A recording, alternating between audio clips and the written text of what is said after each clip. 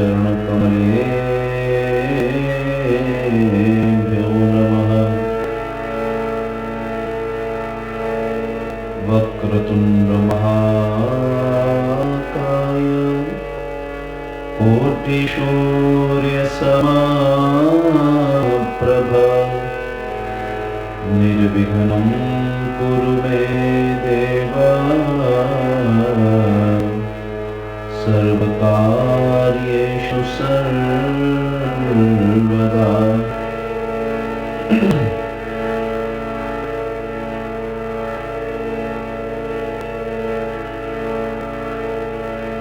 योऽन्तः प्रविश्य मम वाचमिमां प्रसुप्तां सञ्जीवयत्यखिलशक्तिधरः स्वधाम्ना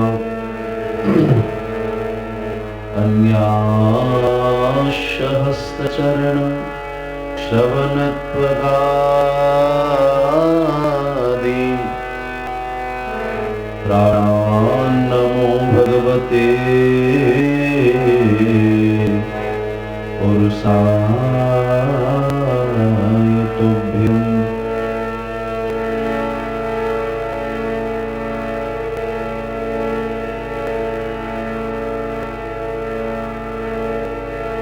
श्री राधा शाध्यं साधनं यस्य राधा मंत्रो राधा मंत्रदात्री च राधा सर्वं राधा जीवनं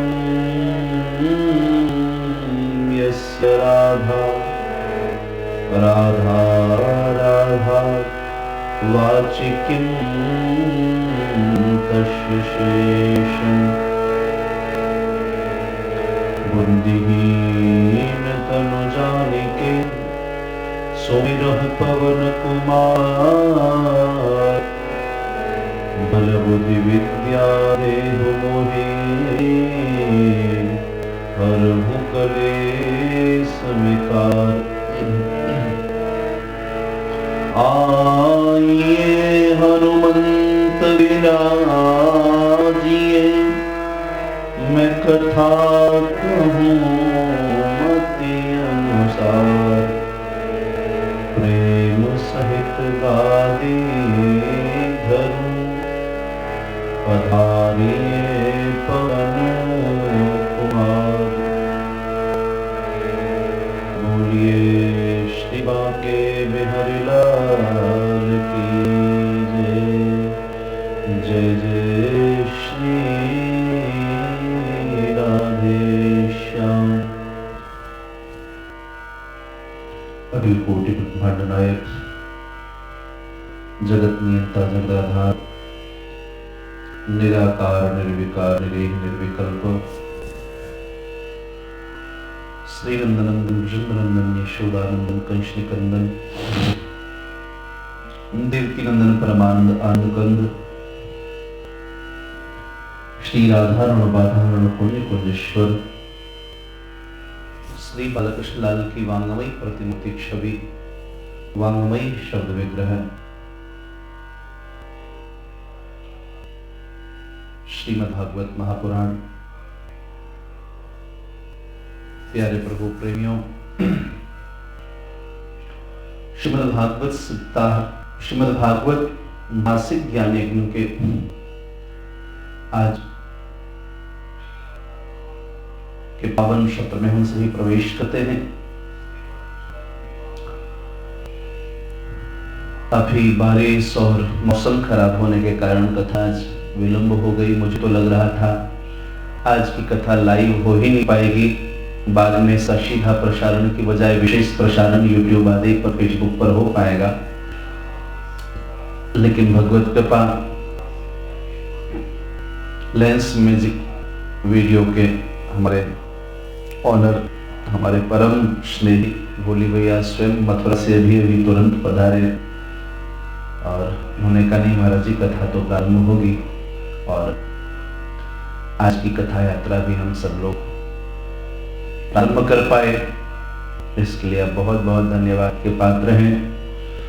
मंगलमय जीवन की आपके बोले भैया मैं कामना करता हूँ, यही श्रद्धा आपकी सदैव बनी रहे श्री ठाकुर जी के प्रति, ये बहुत बड़ी बात है।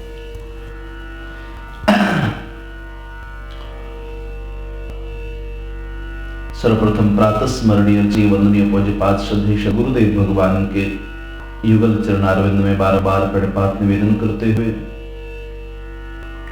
कुल देवता, ग्राम देवता, वास्तु देवता, स्थान देवता, प्रत्यक्ष अप्रत्यक्ष रूप से जो भी महापुरुष इस कथा का आस्वादन कर पा रहे हैं, उन सबों के श्री चरणों में प्रणपात निवेदन करते हुए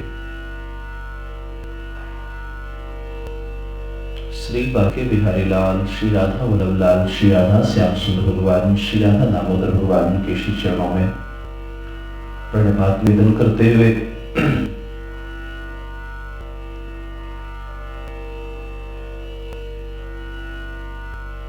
देश के अलग अलग प्रांतों के अलग अलग शहरों में बैठकर के श्रीमद् भागवत जी की कथा का आश्रय ले रहे हमारी मातृशक्ति प्यारे श्रोतावृंद, आप सबों के हृदय में विराजमान मेरे प्राणनाथ को प्रणाम निवेदित करते हुए आज की कथा यात्रा में प्रवेश करते हैं। महाराज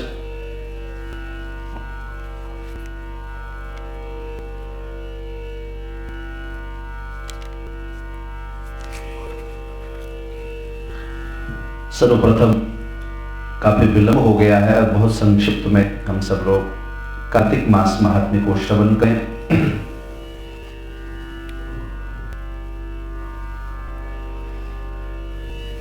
अथ सप्तदशोऽध्यायः श्री नारदोवाच ततो जलंधरो दृष्ट्वा रुद्रमद्भुत विक्रमम् चकार माया गौरीं त्र्यंबकं मोहयन्निव रथोपरि च तां बद्ध्वा रुदन्तीं पार्वतीं शिवः निशुम्भ प्रमुखाद्यैष वध्यमानां ददर्शशः गौरीं तथा विधां दृष्ट्वा सिकोऽप्युद्विग्नमानसः अवाङ्मुखस्थितस्तूष्णीं विस्मृत्य स्वपराक्रमम्। श्री नारद जी महाराज बोले, कल की कथा में आप सबने श्रवण किया था, जालंधर पुरुष जीवित हो गए, तब नारद जी श्री पृथु जी महाराज को कहते हैं। इसके बाद जालंधर ने रुद्र का अद्भुत पराक्रम देखकर शिव जी को मोहित करते हुए माया से गौरी की रचना की। पातिव्रत धर्म का कितना बड़ा प्रभाव होता है, आप विचार करें। उधर पत्नी भगवत भजन में लगी हुई है, साधना में लगी है, और कैरेट मिल रहा है किसको? जालंधर को। आप देखेंगे जिस परिवार की गृहिणी धर्म के पथ पर अग्रसर होने वाली होती है, जिस परिवार की माताएं भगवदीय कार्य में लगी होती हैं, उन पुरुषों का कार्य कभी रुकता और ठहरता नहीं है।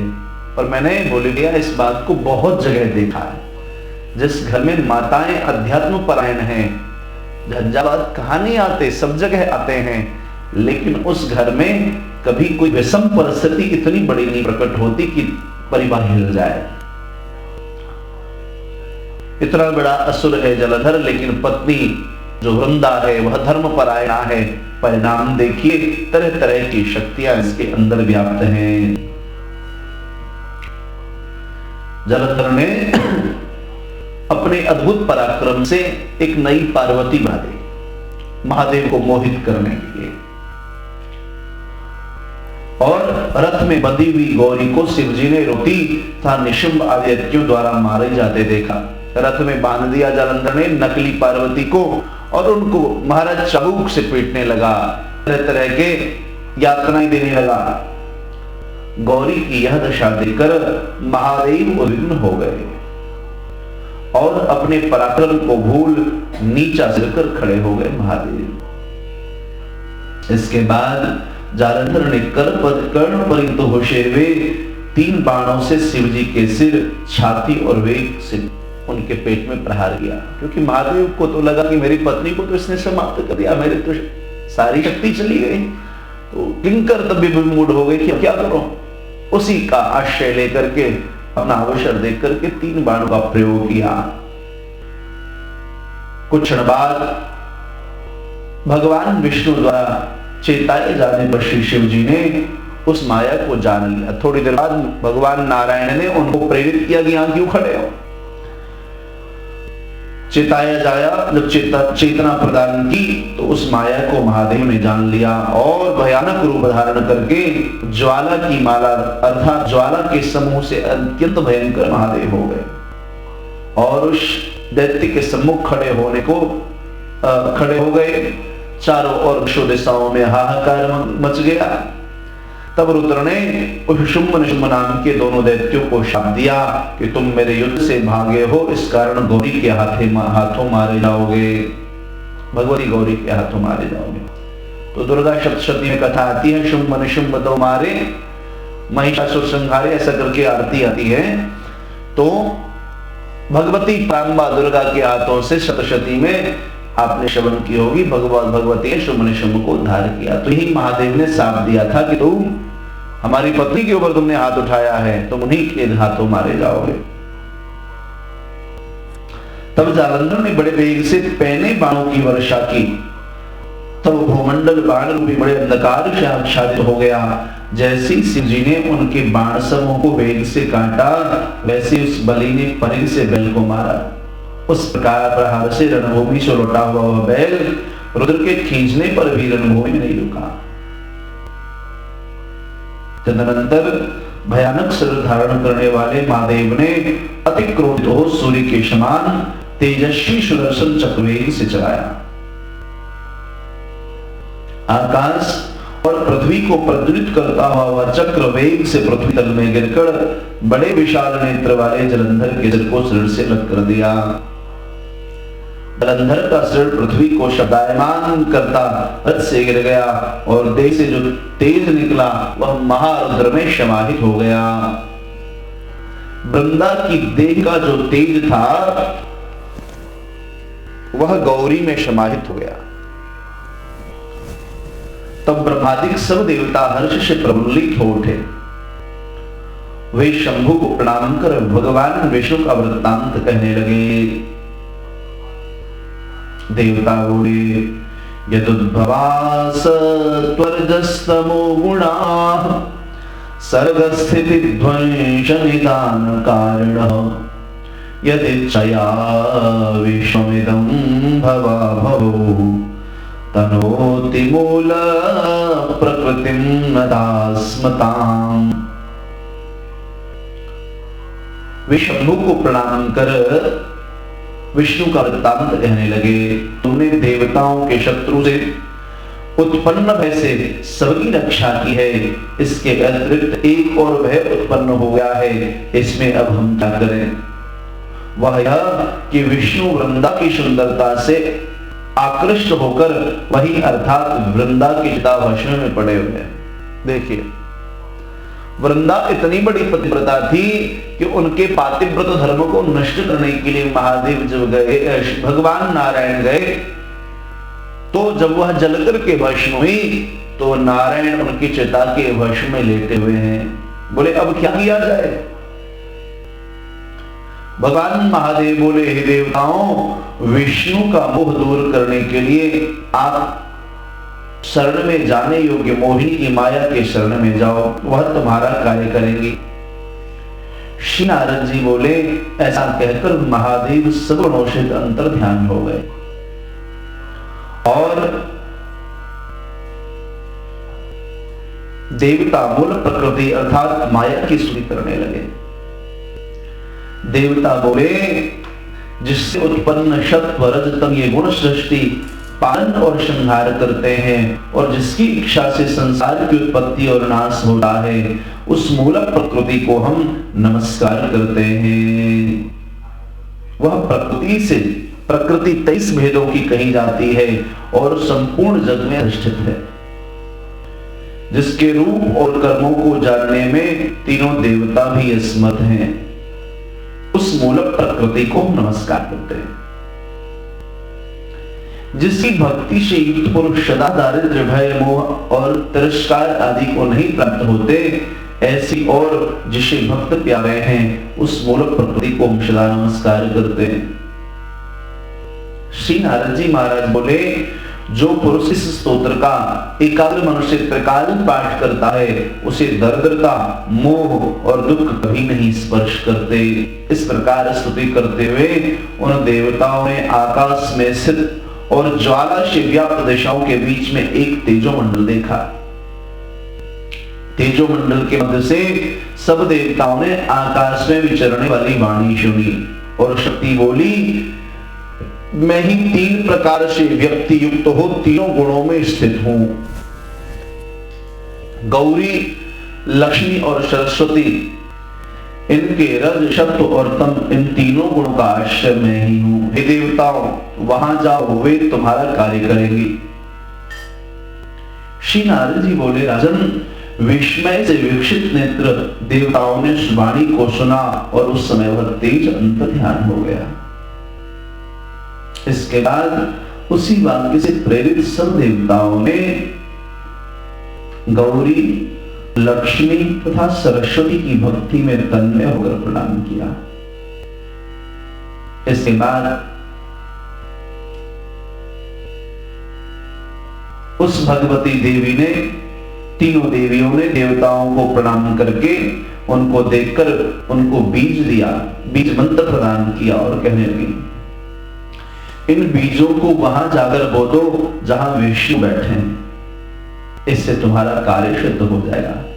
श्री नारद बोले, इसके बाद देवता और सिद्धों के समूह आनंदित होकर बीज लेकर वहां पहुंच गए जहां वृंदा की चिता भूमि में दुखी विष्णु भगवान विराजमान थे।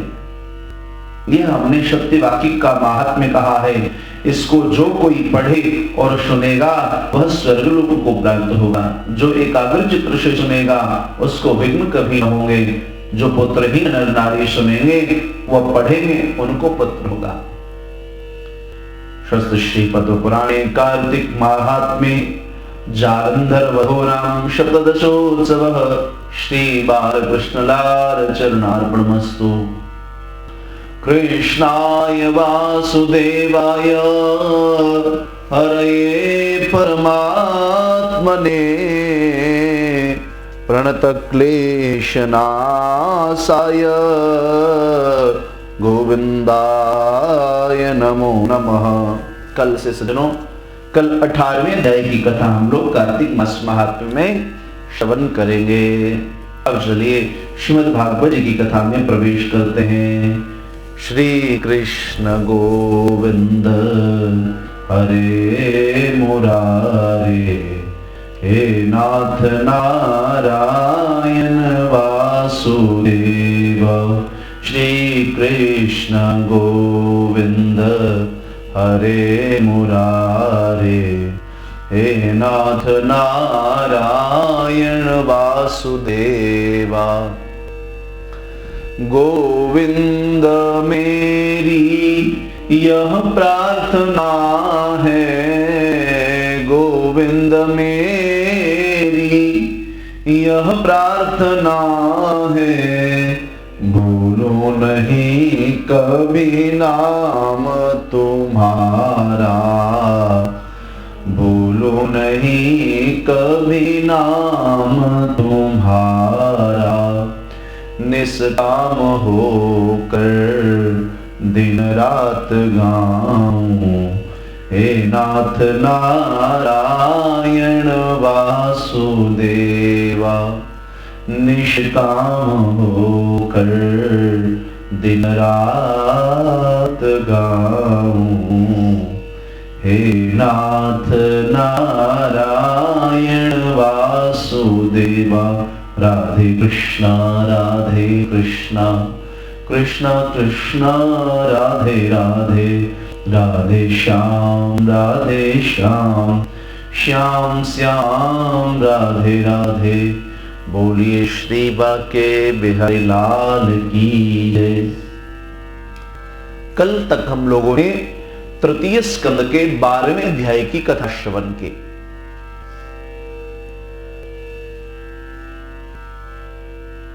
इतने विस्तार से मूल कथा गाने का मुझे कभी अवसर श्री ठाकुर जी ने नहीं दिया। एक एक अध्याय की इस प्रकार से विस्तृत चर्चा, आज 17वां दिन है कथा का, और हम लोग तृतीय स्कंद के 13वें अध्याय पर पहुंचे। मतलब पहले दिन जितनी कथा होती है 7 दिन की भागवत में, उतनी कथा भी आज 17 दिन तक नहीं हो सकी। इस श्री ठाकुर जी की कितनी महती कृपा। और बोली भैया आप अगर प्रयास नहीं करते तो ऐसा नहीं होता, क्योंकि ब्रह्म मुहूर्त में कहां लाइव टेलीकास्ट होता है। इसका आधा पुण्य आपको भी मिलेगा। आप देखिए, मैं सब देख देख के पढ़ता हूं, कोई ऐसा नहीं प्रवचनात्मक कथा तो है नहीं, एक एक शब्द को देख करके बोलता हूं, और जो पंक्ति ज्यादा अच्छी लगी तो उसको थोड़ा थोड़ा विस्तार से बोलेगा, बाकी पूरा देखे ठाकुर जी क्या लीला कराना चाहते हैं। तो 13वें अध्याय में हम सभी प्रवेश करें। तृतीय स्कंद के विदुर मैत्रेयी जी का भी संवाद चल रहा है।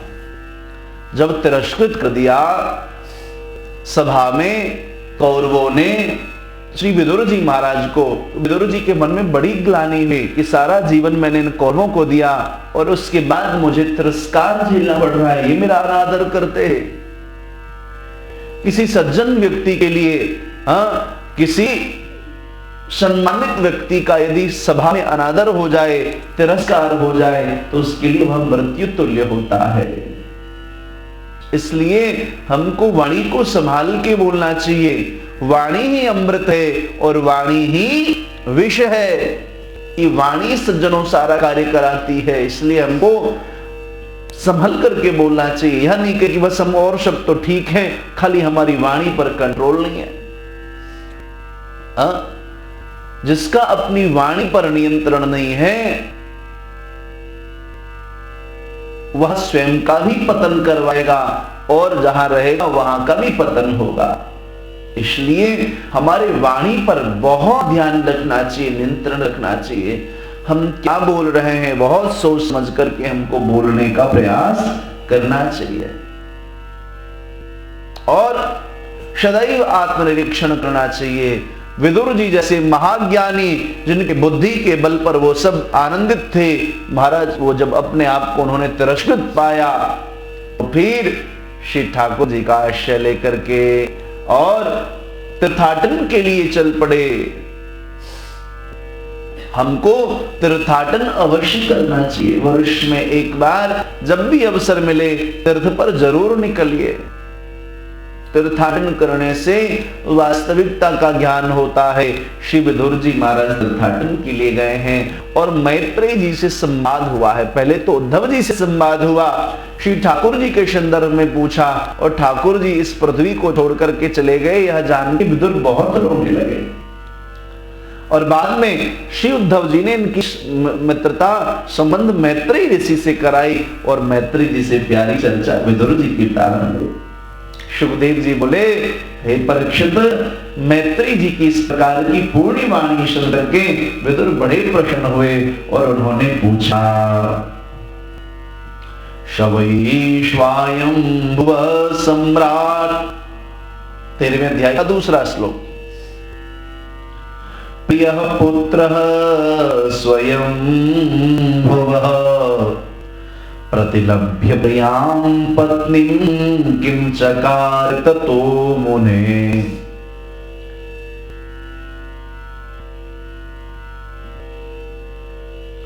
महाराज विदुर जी मैत्रेयी जी से पूछते हैं, सरकार स्वयंभू मनु ने प्रिय पत्नी शत्रुपा को प्राप्त कर क्या किया? अभी तक जो विदुर मैत्रेयी जी की संवाद हुई है, मैत्रेयी जी सृष्टि प्रकरण की कथा सुना रहे हैं कि पहले मानसिक सृष्टि होती थी। 3 प्रकार की शक्ति है, इच्छा शक्ति, क्रिया शक्ति और ज्ञान शक्ति। शक्ति में बहुत बल होता है, बिना शक्ति के हम कुछ भी नहीं कर सकते। उस परमात्मा की जो शक्ति है वही हमारे नेत्र के अंदर कार्य कर रही है, तो देखने की शक्ति हमारे पास है। वाणी के अंदर उनकी शक्ति विराजमान है, इसलिए बोलने की शक्ति हमको मिल रही है। बुद्धि के अंदर भी उनकी शक्ति विद्यमान है, इसलिए हमको सोचने की समझने की क्षमता प्राप्त है। कर्णेंद्रियां बाहर जो है, इसके अंदर भी श्री ठाकुर जी की शक्ति विद्यमान है, इसलिए हमको हमारी जो श्रोत्रेंद्रियां हैं, सुनने की शक्ति हमको प्राप्त है। आप देखिए कितनी बारीकी से श्री ठाकुर जी आप कुछ नहीं करते हैं। यदि कान की अपनी शक्ति को खींच लिया तो क्या होगा? कोई कुछ भी बोलते रहो, कथा सुनने को मिलेगा क्या? नहीं मिलेगा।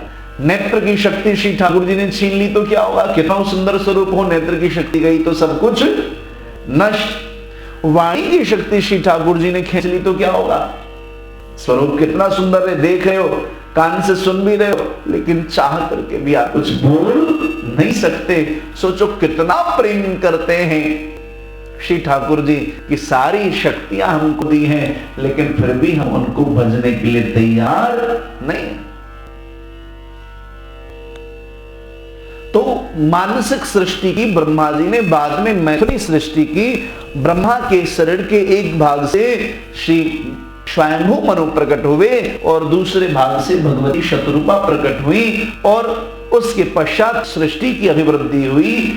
तो श्री विदुर जी कहते हैं, सरकार प्रिय पत्नी स्वयं शतरूपा को प्राप्त करके स्वयंभू मनु ने फिर क्या किया? भगवान के अनन्य भक्त आदि राजर्षि मनु का चरित्र हमसे कहने की कृपा करें। भगवत भक्तों के चरित्र का श्रवण ही मनुष्यों के शास्त्रानुशीलन का उत्तम फल कहा गया है। बहुत बड़ी बात कह रहे हैं। बोले भगवत भक्तों के चरित्रों का श्रवण ही मनुष्यों के शास्त्रानुशीलन का उत्तम फल कहा गया है। श्री मैत्रेयी जी ने कहा, हे विदुर, मनु अपनी भार्या सहित ब्रह्मा को प्रणाम करके बोले, हे ब्रह्मा, आप हमारे जन्मदाता पिता हैं, कृपया करके हमें बताएं आपकी हम क्या सेवा करें जिससे इस लोक में सर्वत्र हमारी कीर्ति हो और परलोक में सद्गति मिले। इस पर श्री ब्रह्मा जी ने कहा, तुमने निष्कपट भाव से जो कर्तव्य की आज्ञा मांगी, उससे हम तुम पर बहुत प्रसन्न हैं। तुम्हारा कल्याण हो। शतपुत्र का ही लक्षण है कि पिता की आज्ञा से ही संपूर्ण कार्य करे। अब तुम इस पत्नी के द्वारा अपने सदृश पुत्र प्रकट करो और सृष्टि की वृद्धि करो। धर्म के द्वारा पृथ्वी का पालन करो, यज्ञों के द्वारा भगवान का यजन करो। ऐसा करने से भगवान शीघ्र तुम पर प्रसन्न हो जाएंगे। श्री मनु जी ने कहा, पिताजी, मैं आपकी आज्ञा का पालन करने के लिए प्रस्तुत हूं, किंतु पृथ्वी इस समय जल में निमग्न है, सृष्टि किस पर करूं? हे देव, आप उसे निकालने का उपाय करें। अश्यावधरणे यत्नो देवदेव्या विधीयताम्। श्री मैत्रेयी जी बोले, हे विदुर, ब्रह्मा ने जल में निमग्न पृथ्वी को देखकर बहुत देर तक भगवान का चिंतन किया। उसी समय नासिका से एक अंगूठे के बराबर बच्चा प्रकट हुआ। ब्रह्मा जी के नासिका से अंगूठे के बराबर एक बच्चा प्रकट हुआ। क्या नाम है उसका? जो क्षण मात्र में ही हाथी के बराबर हो गया। यह देखकर ब्रह्मा जी अपने पुत्रों से विचार करने लगे, अरे मेरी नासिका से क्या प्रकट हुआ? मुझे मोहित करने वाले क्या भगवान ने तो ऐसा नहीं किया। यह सुनकर वाराह को भगवान ने बड़ी भीषण गर्जना की, जो नासिका से प्रकट हुए थे, जिससे संपूर्ण दिशाएं गूंज उठी। ब्रह्मा ने अपने पुत्रों सहित उनकी स्तुति की, जिससे यज्ञमूर्ति वाराह भगवान बड़े प्रसन्न हुए। भगवान वाराह नासिका से प्रकट हुए हैं। बोली वाराह भगवान की जय, श्री वाराह भगवान की जय, श्री वाराह भगवान की जय। सज्जनों, अपने 17 दिन की कथा में आज पहली बार भगवान का प्रादुर्भाव हुआ है। मुझे तो लग रहा था कोई ठाकुर जी हम प्रकट करवा पाएंगे कि नहीं करवा पाएंगे, पर 17 दिन में आज 12 भगवान प्रकट हो गए। लाओ उनका वाला गा देते हैं। प्रभुदत्त ब्रह्मचारी जी वाला ग्रंथ पहला खंड का है, बोलो 12 भगवान के प्रकट की कथा कर देते हैं। पहला खंड देखिए। ग्राणेन पृथ्व्या पदवीं विजिघ्रन्। ग्रंथ के साइज से आपको पता चल जाएगा कौन सा ग्रंथ है। प्रभुदत्त ब्रह्मचारी जी वाला ग्रंथ है। इनमें से तो कोई नहीं दिख रहा, साइड हटो इधर आओ।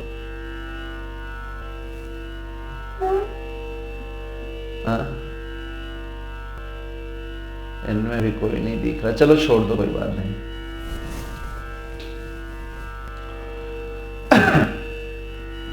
गाणेन पृथ्व्या पदवीं विजिघ्रन् क्रोडापदेश स्वयमध्वराङ्गः करालदंश्रो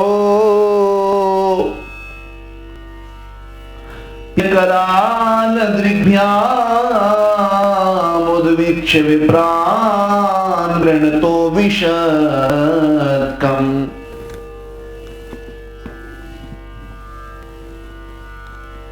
महाराज स्वयं घ्राणेन्द्रिय से पृथ्वी को खोजने लगे भगवान वाराह। ये नहीं है बेटा, ही नहीं। स्वयं घ्राणेन्द्रियों से पृथ्वी को ढूंढने लगे वाराह भगवान, और ब्रह्मादि देवताओं को कृपा दृष्टि से देखते हुए बड़े वेग से जल में भगवान प्रवेश कर गए। श्री वाराह भगवान और उनके वज्रवत कठोर शरीर के निपात के वेग से समुद्र की कुक्षी फट गई। समुद्र दोनों हाथ उठाकर बड़े आर्त स्वर से चिल्ला उठे, हे यज्ञेश्वर, हे भगवान, मेरी रक्षा करिए, मेरी रक्षा करिए। चुक्रोश यज्ञेश्वर पाहि मेति। श्री भगवान ने उसे आश्वासन देकर पृथ्वी को अपने दांत पर श्री वाराह भगवान ने सज्जन उठा लिया, और उसी समय हिरण्याक्ष दैत्य उनके सामने आ गया। जब दांत पर उठाया तो हिरण्याक्ष आ गया, जिसको भगवान ने मार डाला। यह देखकर ब्रह्मादि देवता वाराह भगवान की स्तुति करने लगे। हे भगवान, आपकी जय हो, आपकी जय हो। जितम जितम तेजित यज्ञ भावन। 29वें श्लोक के बाद देखो, 13वें अध्याय के 29वें श्लोक के बाद जितम जितम तेज यज्ञ भावन, ऐसा करके श्लोक होगा, है निशान लगा लो। भगवान ने उसे आश्वासन देकर पृथ्वी को अपने दांत पर उठा लिया, और उसी समय हिरण्याक्ष दैत्य उनके सामने आ गया, जिसको भगवान ने मार डाला। यह देखकर ब्रह्मादि देवता वाराह भगवान की स्तुति करने लगे। क्या स्तुति करे, बोलो जरा। जितम जितम क्या है? तेजति यज्ञ भावन। हाँ,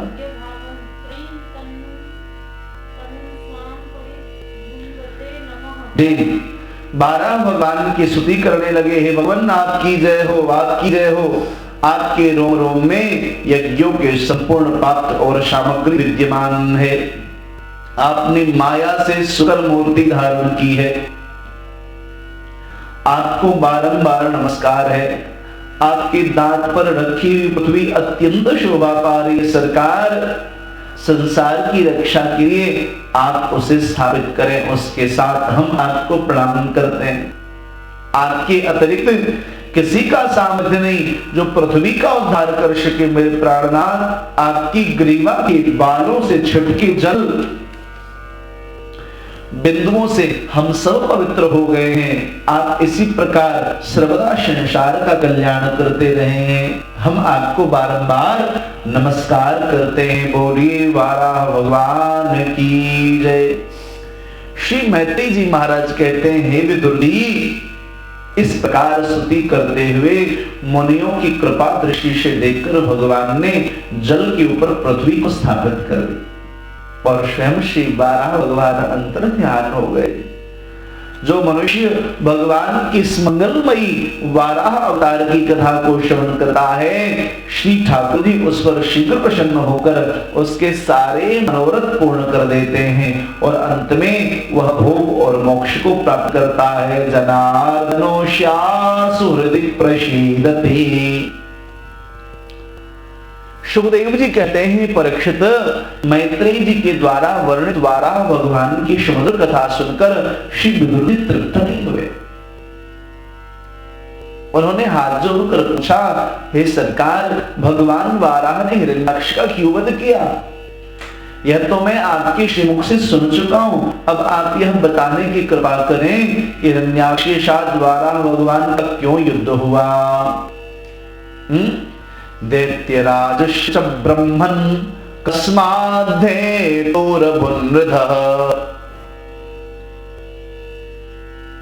श्री मैत्रेय जी बोले, विदुर, तुमने भगवान की बड़ी सुंदर कथा पूछी है। यह कथा मनुष्यों के मृत्यु पाश को काटने वाली है। ध्रुव ने इसी कथा के प्रभाव से मृत्यु के मस्तक पर पैर रखकर विष्णु का पद प्राप्त किया था। इस विषय में पहले ब्रह्मा जी ने देवताओं से इतिहास कहा था, उसे तुम भी ध्यानपूर्वक श्रवण करो।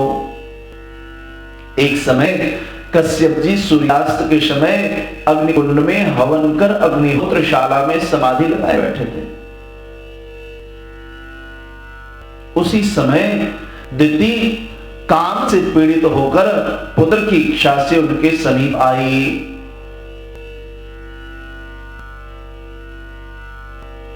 और कहा, शपत्नियों को पुत्रवती देखकर मेरा हृदय उद्विग्न होता है, आप मुझ पर दया करें और कृपा करें जिससे मुझे भी पुत्र रत्न की प्राप्ति हो। श्री कश्यप जी ने कहा, देवी घबराओ नहीं, आपका मनोरथ भी श्री ठाकुर जी अवश्य पूर्ण करेंगे। हे गृहेश्वरी, पत्नी पुरुष को धर्म अर्थ काम प्रदान करती है, कामादि शत्रुओं से उसकी सरलता से रक्षा करती है, जिस पर गृह का सारा भार आश्रित है। ऐसी पत्नी का मनोरथ कौन पूर्ण नहीं करेगा? मैं तुम्हारे उपकारों का क्या बखान करूं? 100 वर्षों में भी मैं उनसे उड़ नहीं हो सकता, किंतु यह संध्या यानी प्रदोष की घोर बेला है, इसमें तुम्हारे जो देवर हैं यानी रुद्र अपने गणों के साथ घुमा करते हैं और वे तीनों नेत्रों से इस काल में देखते हैं। कश्यप जी के भाई है ना रुद्र, तो दिति के कौन हुए? देवर हुए। देवस्त्र भी पश्यते देवरस्ते, तुम उनका अनादर मत करो। हम विवाहित हैं और वो बहुत ऊंचे साधक हैं, वे बड़े प्रभावशाली हैं, 2 घड़ी ठहर जाओ। श्री मैत्रेय जी बोले, विदुर जी, कश्यप जी के इस प्रकार समझाने पर भी दिति ने अपना हठ नहीं छोड़ा। कश्यप जी ने पत्नी का हठ देखकर देव भगवान को नमस्कार कर और उनकी कामना को सिद्ध किया। बाद में उनके मन में जगा, हे भगवान, मैंने रुद्र का अपराध किया, स्त्रियों पर सभी दया करते हैं,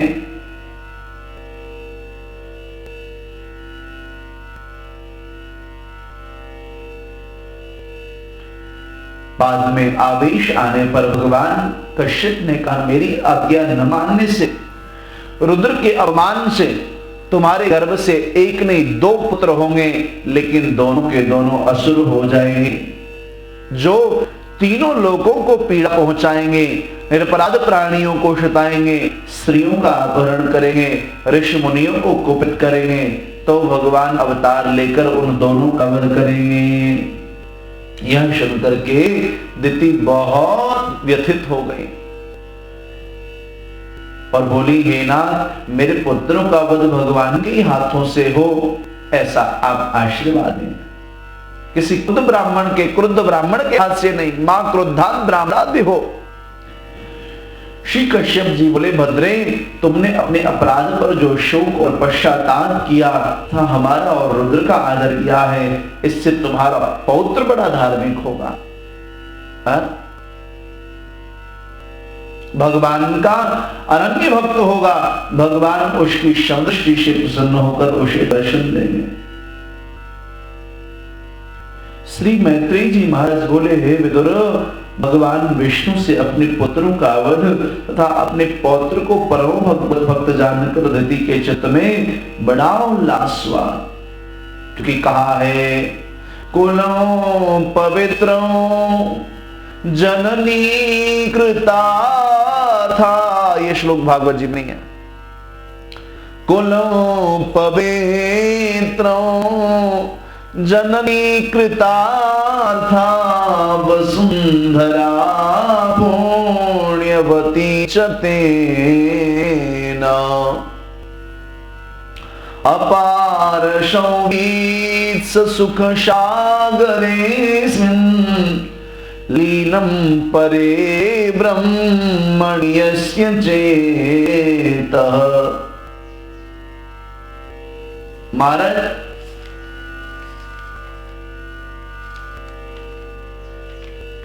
ये ते हता शक्रधरेण दैत्या, त्रैलोक्यनाथेन जनार्दनेन, ते ते गता विष्णुपुरं विमुक्ता, कोधोपि देवस्य वरेण तुल्य। विष्णु धर्म नामक ग्रंथ में दोनों श्लोक लिखे हुए हैं। जिसका चित्त आनंद निधि भगवान में लग गया, उससे कुल पवित्र हो गया, माता कृतार्थ और पृथ्वी पुण्यवती हो गई। भगवान विष्णु ने अपने चक्र से जिन जिन दैत्यों का वध किया है, वे सौ वैकुंठ को चले गए। भगवान का क्रोध भी वर के तुल्य होता है। श्री मैत्रेय जी कहते हैं, विदुर जी, प्राजापत्यम तु तत्तेजः परतेजोहनं दीप्ति, दधार वर्षाणि शतं संकमानासुरार्दनात्। दैत्यों का दमन करने वाले विष्णु से शंकित दिति कश्यप महाराज के तेज को 100 वर्षों तक उन्होंने धारण किया, जिससे सब दिशाओं में अंधकार छा गया, देवताओं का भी तेज नष्ट हो गया। वे बड़े भयभीत होकर ब्रह्मा जी के शरण में गए और पूछा, भगवान कृपया आप यह बताएं कि यह अंधकार कहां से आ रहा है? आपसे कुछ छिपा नहीं है। इस अंधकार से हमारे सब कर लुप्त हो गए, हम सब कर्तव्य विमूढ़ से हो गए हैं। आप हमारी रक्षा करें। कहीं दिति का बढ़ता हुआ गर्भ अंधकार तो नहीं फैला रहा है? ब्रह्मा जी इस पर हंसे और मधुर वाणी से बोले, हे देवगण सुनो, मैं इसका रहस्य बताता हूं। एक समय मेरे मानस पुत्र शनकादिक लोगों में भ्रमण करते करते वैकुंठ जा पहुंचे, जहां भगवान विष्णु लक्ष्मी के साथ विराजमान रहते हैं, जहां की शोभा अनुपम है। हंस, मयूर, शुक, कोकिल आदि दिव्य पक्षियां जहां भगवान की सौंदर्य दिव्य लीलाओं का गान करते हैं। मूंगे की बनी वापियों में जहां रंग बिरंगे पुष्प खिले रहते हैं, जिनकी मनोहर सुगंध से सारा वैकुंठ सुगंधित रहता है, जहां की भूमि नाना मणियों से जटित है, स्फटिक मणि की जहां भित्तियां हैं, दिव्य आभूषणों से विभूषित पार्षद जहां निरंतर भगवान का गुणगान किया करते हैं। वैकुंठ की ऐसी अनुपम छटा देकर शनकादि चारों कुमार बड़े प्रसन्न हुए। 6 ड्योढ़ियां लांघकर 7वीं ड्योढ़ी में पहुंचने पर हाथ में गदा लिए जय और विजय नामक 2 पार्षद दरवाजे पर खड़े दिखाई दिए। उन्होंने अंदर जाते हैं सनकादिक को दृष्टापूर्वक वेद से रोक दिया। वेत्रेण चास्खलया तमदर्हणास्तो तेजो विहस्य भगवत प्रतिकूलशीलो। यद्यपि वे रोकने योग्य न थे, इस पर भगवत इच्छा से परम शांत सनकादि महर्षियों को कुछ क्रोध हो गया। वे पार्षदों से बोले, अरे आश्चर्य है, इस लोक में रहने पर भी तुम्हारा यह विषम स्वभाव, तुम्हारी भेद दृष्टि नष्ट नहीं हुई। आप यहाँ रहने योग्य नहीं हैं, इसलिए लोकानितो वज्र मतंतर भाव दृष्टिया पापी श्रेय में रिपवोक्षयत्र। तो वे दृष्टि के कारण नीचे के लोकों में चले जाओ, जहां कामादि शत्रु रहते हैं। यह सुनती पार्षद भयभीत होकर मुनियों के चरणों में गिर पड़े और हाथ जोड़कर क्षमा मांगने लगे। उसी समय भगवान भी लक्ष्मी के साथ वहां आ पहुंचे। उनका दिव्य सौंदर्य देखकर मुनियों का क्रोध शांत हो गया और वे भगवान के चरणों पर गिरकर बारंबार प्रणाम करने लगे और बोले, हे भगवान, आज बहुत दिनों में आपका दर्शन मिला। कामं भव स्ववृजिनेर्निरयेषु हस्यात् चेतो लिवद्यद्वते पदयोरमेत वाचशनस्तरुषिद्वद्यदितेऽङ्घ्रिशोभा पुरेत ते गुणगणैर्यदि कर्णरन्नः। यदि हमारा चित्त आपके चरण कमलों में भ्रमरों के समान रमता रहे, वाणी भी आपके चरणों का महत्व वर्णन करती तुलसी के समान यदि शोभा पाती रहे, एवं कर्ण भी यदि आपके गुणगणों से पूर्ण होते रहे, तो आपके सेवकों को शाप देने के कारण बड़े अपराधों से हमारा जन्म भले ही नरकों में हो, हमें वह दुखप्रद नहीं होगा। आपने इस समय जो रूप प्रकट किया है, इससे हमारे नेत्रों को बड़ा आनंद मिल रहा है। हम इस रूप को बारंबार नमस्कार करते हैं। श्री ब्रह्मा जी बोले, इति तद गृणताम तेषां मुनिनाम योग धर्मणाम प्रतिनंदी जगारेदम वैकुंठ निलयो।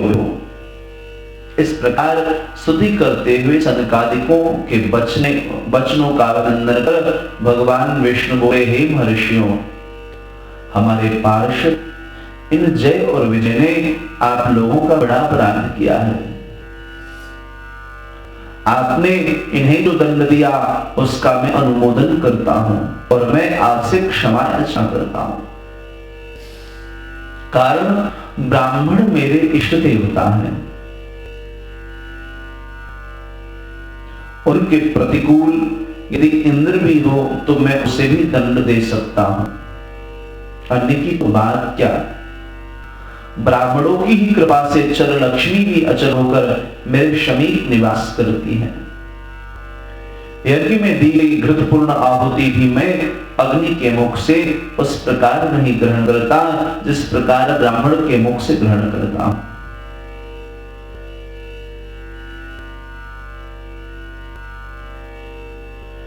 महाराज, अग्नि के मुख में यज्ञ में दी गई घृतपूर्ण आहुति भी मैं अग्नि के मुख से इस प्रकार ग्रहण नहीं करता जिस प्रकार ब्राह्मण के मुख से ग्रहण करता हूं।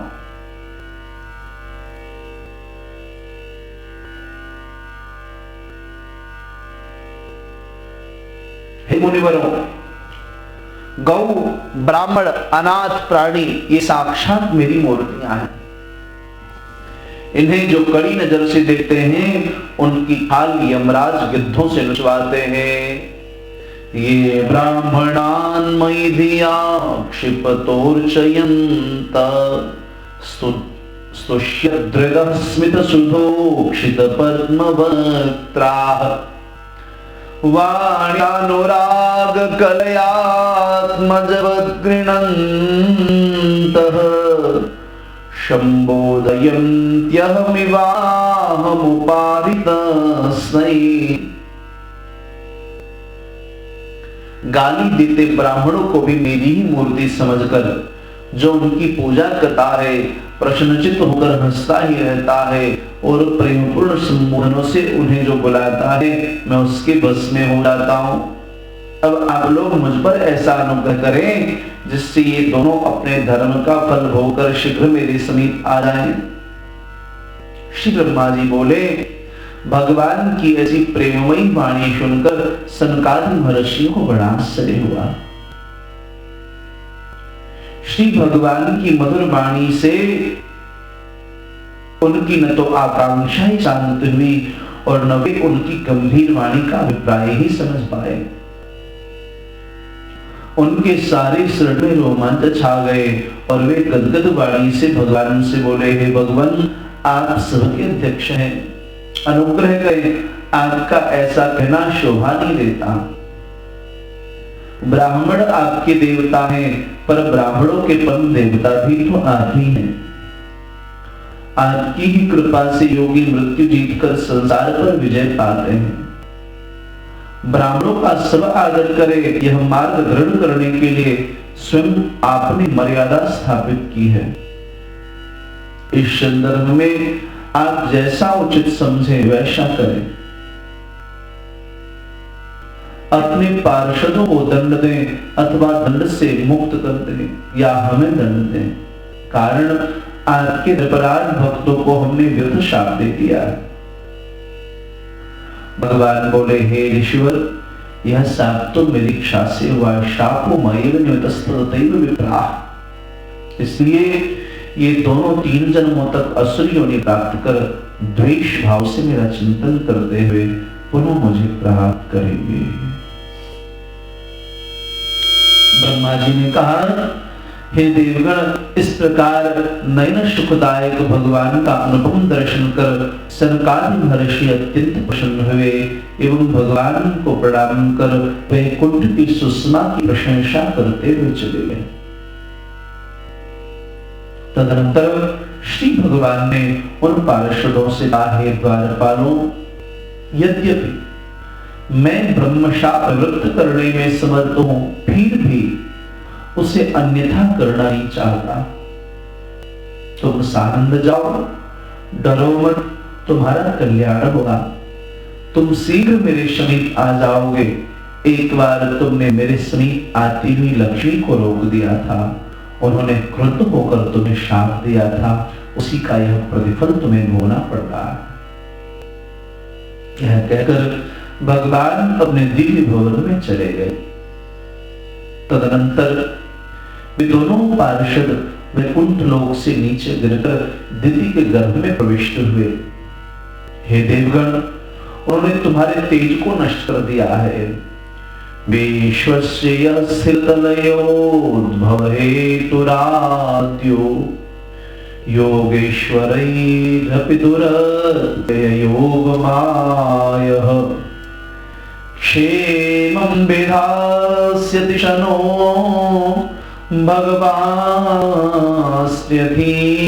भगवास्त्यधीशस् तत्रास्मदीयं वृषेण कियानिहार्थः।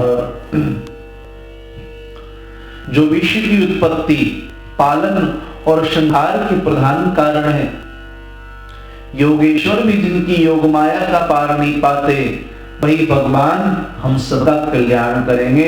इसमें मेरे विचार से क्या होना है। श्री मैत्री जी बोले, हे विदुर, निशम्यात्म भवागीतम कारणं संकयोजिताः ततः सर्वे निवर्तन्त त्रिदिवाय दिवौकशः। ब्रह्मा जी द्वारा बताए कारण जानकर सब देवता स्वर्ग को लौट गए। दिति ने 100 वर्ष पूरे होने पर युगल संतान उत्पन्न की। उस समय स्वर्ग, पृथ्वी तथा आकाश में बड़े बड़े भीषण उत्पात हुए। पर्वतों सहित पृथ्वी कांप उठी, दिशाएं जलने लगी, केतुओं का उदय हुआ, उल्कापात, वज्रपात हुए। महाराज, स्थिति बड़ी विभत्स हो गई। आकाश में ग्रह आपस में टकराने लगे। शनि, भौम आदि क्रूर ग्रह गुरु बुध आदि शुभ ग्रहों का अतिक्रमण करते और वक्रगति से लौटकर फिर उनसे युद्ध करने लगे। इन उत्पातों को देखकर सारी प्रजा घबरा उठी। उसे विश्व का प्रलय नजर आने लगा। वे दोनों दैत्य उत्पन्न होते ही इतनी तेजी से बढ़े कि सूर्य उनके कटिभाग के नीचे हो गया। उन दोनों के सिर लोह जैसे कठोर थे। ऋषि कश्यप ने ज्येष्ठ पुत्र का नाम हिरण्यकश्यप और छोटे का नाम हिरण्याक्ष रखा। हिरण्यकश्यप ने अपने तेज से तीनों लोग वशीभूत कर लिए। एक समय उनका छोटा भाई हिरण्याक्ष हाथ में गदा लेकर लड़ने के लिए स्वर्ग गया। उसे देखकर कुछ देवता भयभीत होकर क्षिप्त गए, कुछ भाग खड़े हुए। वहां से लौटकर वह समुद्र में गया। वहां वरुण के दूत भी उसे देख मार भय के थर्रा उठे। लोहे की गदा से समुद्र की तरंगों को पीटता हुआ वरुण की विभावरी नामक पुरी में आ पहुंचा और वरुण को देखकर उपेक्षापूर्ण एक हाथ से प्रणाम कर बोला, महाराज आप हमसे युद्ध करें। यह सुनकर वरुण को क्रोध तो बहुत आया, पर उसे रोककर वे बोले, हे दैत्य, मैं युद्ध से विरत हो चुका हूं। पुराण पुरुष भगवान को छोड़कर युद्ध मार्ग में कुशल तुमसे कोई युद्ध कर नहीं सकता, अतः तुम उन पुराण पुरुष की खोज करो और उनसे भिड़ जाओ। शिव मैत्री बोले, तदेव माकर्ण्य जलेश भाषितम् महामरासद विगणीय दुर्मदः हरे विदित्वा गतिमंगनार्दात् रसातलं निर्विविशे त्वरान्वितः। वरुण के ऐसे वचन सुनकर उन्मत्त हिरण्याक्ष वहां से चल पड़ा। मार्ग में नारद जी मिले। घमासान युद्ध छिड़ गया। भगवान बाराम के साथ में वह कांपने लगा, नेत्रलाल हो गए। उसने भगवान पर गदा का प्रहार किया। भगवान ने तिरछे होकर उसे निष्फल कर दिया। गदा युद्ध चल रहा था। इस संग्राम को देखने के लिए ब्रह्मा जी भी ऋषियों के साथ वहां आ गए। महाराज, यह दैत्य गौ ब्राह्मण तथा निपराध पानियों को छिताने वाला है, इसके साथ बालक की तरह खेल न करे। भगवान से सारे देवताओं ने आग्रह किया, सायंकाल होते ही इसका बल बढ़ जाएगा और फिर इसे जीतना कठिन होगा। इस समय अभिजित मुहूर्त आ गया है, इसी में आप इसका संहार कर संसार का कल्याण करें। श्री मैत्री जी बोले, हे विदुर, अवधार्य विरिञ्चश्च निर्यली कावृतं वचः रहस्य प्रेम गर्भेण तदपांगेन शुग्रहेत्। ब्रह्मा जी के ऐसे निष्कपट वचन श्रवण करके प्रेमपूर्ण कटाक्ष से उन्हें अंगीकार किया और श्री हंसकर ठाकुर जी बोले, आप मुझे मुहूर्त का बल क्यों बताते हो? मैं स्वयं काल रूप हूं, मैं तो इसे रात्रि में मारूंगा। आप चिंता करें। अनंतर सामने खड़े दैत्य पर भगवान ने गदा का प्रहार किया। दैत्य ने निशस्त्र अपने शत्रु पर प्रहार नहीं किया तो भगवान ने सुदर्शन चक्र का स्मरण किया और उससे चक्रयुक्त भगवान को देखकर दांतों तले ओढ़ दबाया और उछलकर भगवान पर गदा से प्रहार किया। भगवान ने शत्रु के देखते ही देखते वाम पैर से उसकी गदा को चूर्ण कर डाली। लीलयाष्टम शत्रु प्रारब्धवातरंभषण। फिर उससे कहा, और भी जो शस्त्र हो उन्हें भी तू ग्रहण कर। तब उसने पुनः गदा फेंक करके प्रहार किया। भगवान ने उसे हाथों में ही रोक लिया। यह देखकर उसने भगवान पर बड़ा भयंकर चक्र फेंका, जिसे भगवान ने अपने चक्र से काट कर गिरा दिया। देखते देखते भयंकर आंधी चलने लगी, दिशाओं से पत्थर गिरने लगे, रुधिर बहने लगा। महाराज माया नष्ट होने पर दैत्य ने अपनी बाहुओं से भगवान को जकड़ना चाहा, पर भगवान ने बहुत जोर से उस पर प्रहार किया। और देखते देखते वह भूमि पर मूर्छित होकर के गिर पड़ा और महाराज उसके प्राण पखेरु उड़ गए और भगवान के श्री चरणारविंद में समाहित हो गए। ब्रह्मादि देवता उसकी मृत्यु की प्रशंसा कर भगवान की स्तुति करने लगे। क्षितो शयानम तम कुंठ वर्चसम करालकंष्टं परिदर्शदक्षतम् अजादयो वीक्ष्य शंशुरागता अहो इमां को नुलभेत संस्थितिम्। अहो दांतों से ओठ को दबाकर पृथ्वी पर सो रहे कराल दाढ़ वाले अति तेजस्वी उस दैत्य को देखकर ब्रह्मादि देवताओं ने उसकी प्रशंसा करते हुए कहा, योगियों को भी दुर्लभ ऐसी मृत्यु को कौन प्राप्त कर सकता है।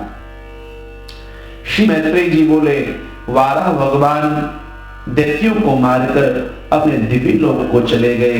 श्री शुक जी कहते हैं, सुनक इस प्रकार मैत्री से यह कथा सुकर विदुर आनंदमग्न हो गए और हिरण्याक्ष वध में वाराह भगवान के द्वारा किए गए अद्भुत पराक्रम को जो सुनाता है, गाता है, उसका अनुमोदन करता है, वह संसार से मुक्त हो जाता है। परम पवित्र यह आख्यान धन कीर्ति तथा आयु को बढ़ाने वाला है और इसके श्रोतागण अंत में भगवान नारायण को प्राप्त करते हैं। नारायण ते गतिरंग शृण्वताम। उसके पश्चात 20वें अध्याय में ब्रह्मा जी के द्वारा नाना प्रकार के सृष्टि की चर्चा की है। 21वें अध्याय में महाराज फिर कर्दम जी के चक्र का और कपिल देव की संवाद की चर्चा हुई है। तो आज थोड़ा स्वास्थ्य अनुकूल नहीं है कल से ही, तो मैं वाणी को अभी यहीं विराम करता हूँ। विघ्न कई प्रकार के आ रहे हैं, ठाकुर जी सब पूर्ण करेंगे, तो वाणी को यहाँ विराम करता हूँ। आरती प्रज्वलित हो रही है, सब लोग बड़े भाव से खड़े होकर के आरती में भाग लें। जय श्री कृष्ण, जय श्री राधे।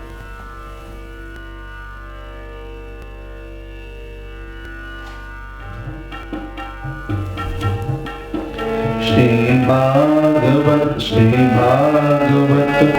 भगवान की है आरती, पापियों को पाप से है तारती।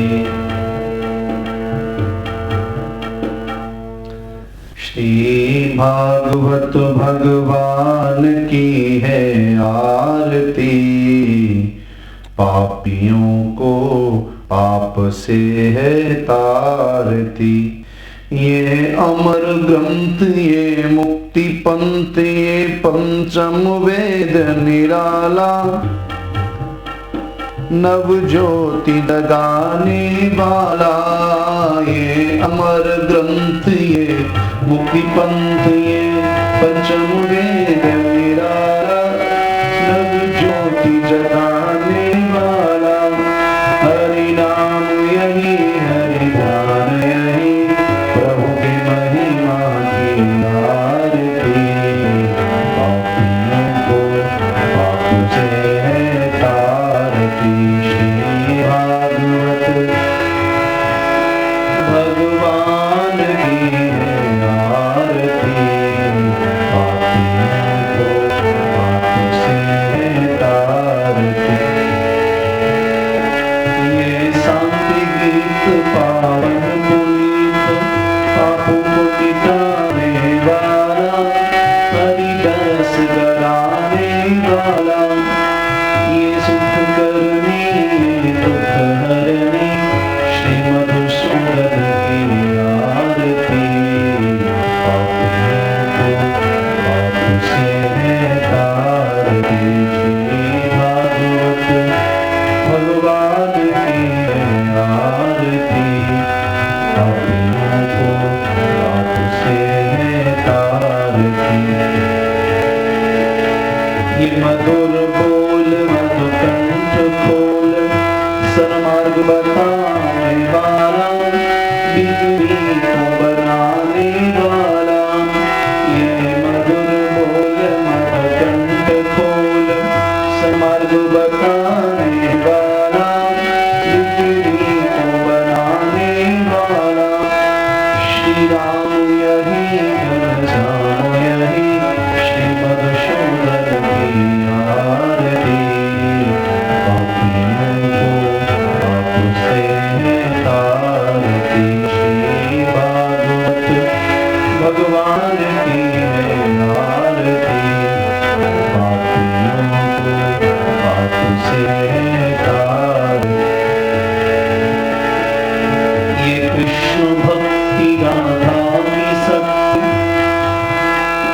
प्रभु प्रीति बढ़ाने वाला, हरि से भी मिलाने वाला, ये कृष्ण भक्ति राधा की शक्ति।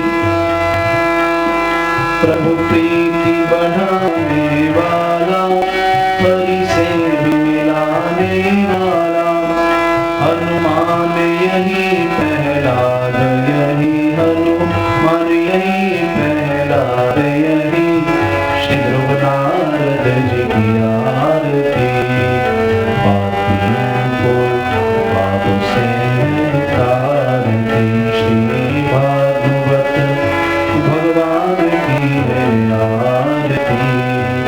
पापियों को पाप से तारती, पापियों को पाप से तारती। कर्पूरगौरं करुणावतारं संसार सारं मुनिगेन्द्रहारं, श्याम शंतं हृदयारविन्दे भवं भवानी सहितं नमामि। त्वमेव माता च पिता त्वमेव, त्वमेव बन्धुः सखा त्वमेव, त्वमेव विद्या द्रविणं त्वमेव, त्वमेव सर्वं मम देव देव। श्री भागवत भगवान की आरती। पापियों को पाप से तारती। हरि ओम। जय श्री कर्णं पुष्पैर्देवावन्दनं आरोग्यार्थेष्वात्मावन्दनं। देवो शान्तरं दक्षभूं शान्तिः, पृथिवी शान्तापः शान्तरो देवः शान्तिः, वनस्पतयः शान्तरो विश्वे देवाः शान्तर्ब्रह्म शान्तिः, सर्वगुं शान्तिः शान्तिरेव शान्तिः, श्यामा शान्तरे देहि। ओम हस्तौ वक्षतः पुष्पाणि गृहीत्वा मङ्गलमन्त्राणि पठेयुः। पुष्पाञ्जलिं प्रारभ्यते। सेवन्ति पावकुलचम्बकपाटलाब्जे, पुन्नागजाति करवीररसापुष्पैः, बिल्वप्रवाल तुलसीदलमञ्जरीभिः, स्वां पूजयामि जगदीश्वर मे प्रसीद। नानासुगन्धपुष्पाणि यथा कालोद्भवानि च, पुष्पाञ्जलिं मया दत्तमिहार परमेश्वर। मन्त्रपुष्पाञ्जलिं समर्पयामि श्रीकाकेभि हरिलाल चरणार्वस्तु। श्री पुराण पुरुषोत्तमाय नमः। पूरी भागवत भगवान की जय। श्री बालकृष्ण लाल की जय। कार्तिक मास महामहोत्सव की जय। श्रोतावृंद की जय। जय जय श्री राधे श्याम।